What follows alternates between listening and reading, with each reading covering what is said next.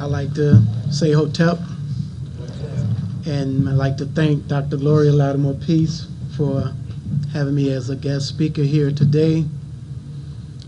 I'd like to preface what I've come to speak about by saying that we can never know how far we need to climb until we know how far we have fallen. There are some of us who believe that we have arrived in the celebration of the anniversary of the March on Washington, and that is so far from where we need to be in our understanding of who we are, because we have fallen far, far deeper than arriving at integrating into a society that has really no understanding of what it means to be a fully mature human being. And as Dr. Ben Levy spoke earlier today so brilliantly about Now Valley civilization, if we want to understand where we must arrive in the knowing of who we are and the expressing of ourselves as human beings, we need to study Now Valley civilizations, the ancient African people who built for eternity. When we arrive in an understanding of that knowledge, then we have climbed to the heights that is potentiated within all of us, irregardless of the conditions that we suffer from our Ma'afa experience. So I like to speak about arrested development and knowing thyself. And I'm going to speak very briefly about 4 points: complete maturation, culture and education, arrested development, and meditation and attention. Complete maturation is the developmental goal for every sentient being. And in fact, self-development is not only a desired goal, it is a mandated responsibility for every life form seeking to survive and to develop. Now, as it would have it with nature, all of the resources that is needed for our full maturity, for every sentient being, can be found within their inner and their outer environment. But as it relates to human beings, mere survival and self-development is not enough to count for being fully mature. One must be self-realized.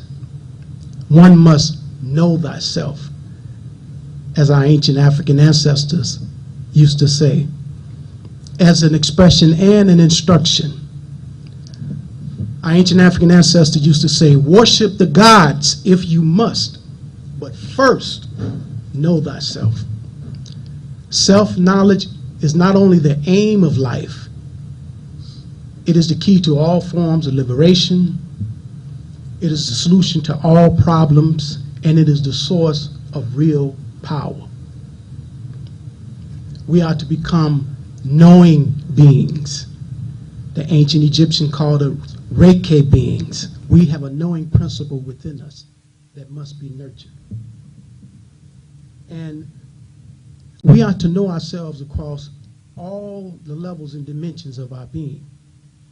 Our purpose for being here is to know, to be, and to express who and what we are at all levels of who we are and what we are. And at the physical level of our being, not much conscious participation is required for us to mature.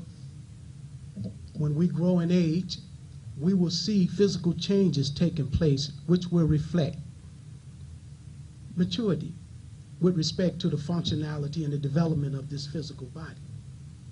However, our emotional, mental, and spiritual development requires a great deal of our conscious participation in order to mature at these levels. And it is for this reason that a society of people evolve a culture to instruct and to guide its members so to ensure their complete maturation as human beings. It is culture that guides human beings. And to be, to know, and to act human is a cultural phenomenon which uses as its chief vehicle for the sustainment, the development, and the transference of knowledge down through succeeding generations, a process that we call education. Now, unlike animals who are guided in their knowledge and their behavior by instincts, a human being's knowledge and behavior is guided by culture. We must be enculturated and we must be educated to be a fully mature human being. And education's purpose is not just to provide us with a way to manage the conventions of life, of getting a job and all of that. Our very humanity must be educere, brought forth, to come from within. All that takes place within a culture is what defines your humanity. And you will not find anything that is human taking place outside of culture.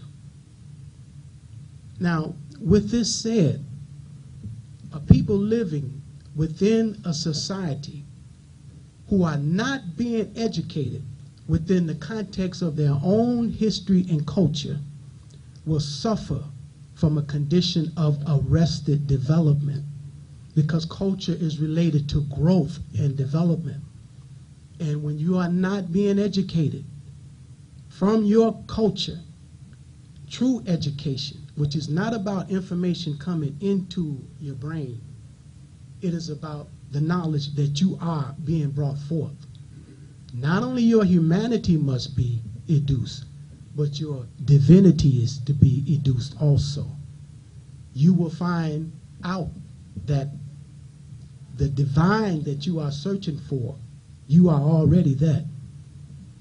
You need to just learn how to be still and quiet and access the knowledge of yourself as being a divine being. But the problems that confront us as a people is the fact that we do not know who we are. And because we don't know who we are, our consciousness can come under control of other people to serve, for them to dominate, exploit, and even to destroy us. So self-knowledge should be the main aim and focus of life, because it eradicates all problems. All the afflictions that we suffer from, all the addictions, are rooted in ignorance and the knowledge of self, are rooted in the fact that we are suffering from arrested development. And in knowing who we are, we will solve all of our problems. We have forgotten who we are. And so our authentic self must be resurrected. And the chief means by which this can happen is through learning how to discipline our attention through meditation. This is where meditation comes in at. And in the ancient world, and it's still prevalent now in the world today, but much more predominant in the ancient world, meditation was a regular nutrient, just like drinking water, eating, getting sunlight, breathing air, meditating, because you are assimilating unprecipitated cosmic energy when you meditate that's coming from without, and you're drawing energy from within. And through disciplining your attention, you can return back to your authentic self and know thyself and complete your full maturation as a human being. Meditation is key because medi, the root word, means to heal as well as to see. Just as in meditation, in medication, you take medication to help facilitate the healing process. Well, you meditate to help facilitate the healing process, which in healing means to become whole, to be a whole, complete human being. And we are not a full, whole, complete human being until we have returned back to the source and know thyself, know who we are. And I like to introduce 3 words that I'm sure many of you have heard before. Ma'at, Ma'afa, Sankofa.